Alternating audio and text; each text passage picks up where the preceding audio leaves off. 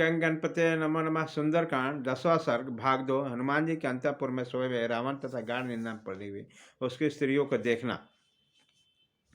क्षीण कटी प्रदेश वाली वे राक्षस राज स्त्रियां मत तथा रति कीड़ा के परिश्रम में थक थक कर जहाँ तहाँ जो जिस अवस्था में थी वैसे सो गई। विधाता ने उस सारे अंगों को सुंदर और विशेष शोभा से संपन्न बढ़ाया।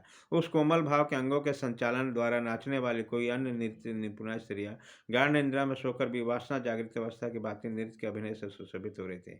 कोई बीना को छाती में लगाकर सोई हुई सुंदरी ऐसी जान पड़ती मानो महानदी में पड़ी हुई कोई कमलिनी किसी नौका से सट गया। दूसरे कजरारे नेत्र वाले भामनी कांख में दबे हुए मणुक लघुबाद विशेष के साथ सो गई। वैसे प्रतीत होती थी जैसे कोई पुत्र वत्सला जननी अपने छोटे से शिशु को गोद के लिए जो सो रही हो। कोई सर्वांग सुंदरी और सुंदर रुचिन वाली कामनी पटक और अपने नीचे रखकर सो रही है, मानो चिरकाल के पश्चात अपने प्रियतम को अपने निकट पाकर कोई प्रेसी उसे हृदय में लगाए सो रही हो। कोई कमललोचना युवती बीना का लिंगन करके सोई ऐसी जान पड़ती थी मानो काम भावना सयुक्त कामनी अपने श्रेष्ठ प्रियतम को भुजाओं में भरकर सो गई हो। नियम पूर्वक नृत्य कला से विभूषित सुशोभित एक अन्य ज्योति विपक्षिक विशेष प्रकार को अंक में भरकर प्रीतम के साथ सोई प्रेसी की भांति निंद्रा का अधीन हो गई।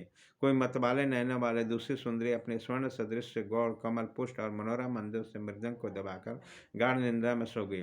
नशे में थके हुए कुशोदरी अनंत सुंदरी रमणी अपनी भुजपाशों के बीच में स्थित और कांख में दबे हुए पर्णों के साथ सो गई हो। दूसरी स्त्री डिंडिम को लेकर उस तरह सटी में सो गई हो मानो कोई भामिनी अपने बालक के पुत्र को हृदय से लगाकर नींद ले रही हो।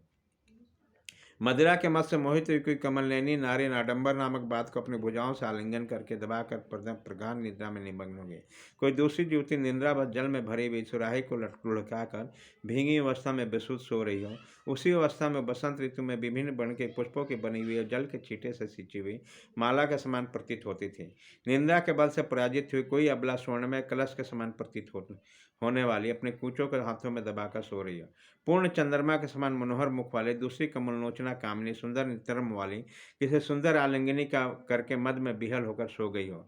जैसे कमनिया अपने चाहने वाले कामुकों को छाती में लगाकर सोती है, उसी प्रकार कितनी ही सुंदरियां विचित्र विचित्र बादों का आलिंगन करके उन्हें कूची से दबाकर सो गई।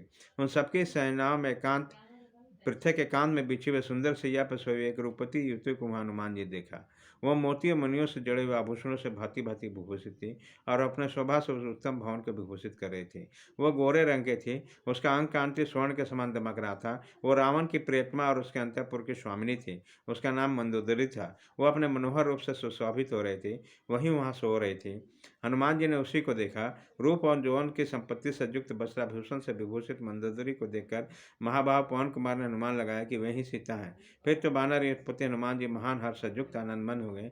वो अपने पूछ को पटकने और चुमने लगे। अपनी बानर जैसा प्रकृति का प्रदर्शन करते हुए आनंदित होते खेलने और गाने लगे। इधर उधर जाने लगे। वह कभी खंभे पर चढ़ जाते, कभी पृथ्वी पर कूद पड़े। इस प्रकार श्री वाल्मीकि निर्मित आर्ष रामायण आदि काम के सुंदरकांड में 10वां सर्ग का भाग 2 पूरा हुआ।